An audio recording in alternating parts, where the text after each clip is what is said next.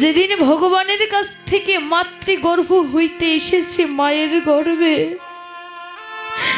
জনম দুঃখিনী বা জঠর যন্ত্রণা কতই না সহ্য করেছে। যখন আমি গর্ভে ছিলাম, খেতে উঠতে বসতে কত কষ্ট করেছে।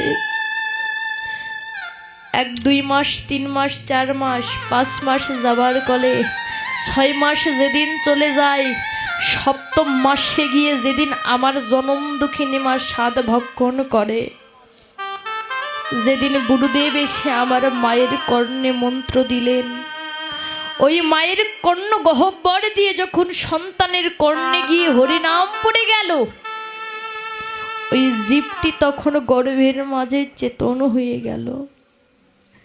যখন গর্ভ মাঝে চেতন হয়ে গেল, তখন স্বয়ং ভগবানের সঙ্গে যখন তার সাক্ষাৎ হলো,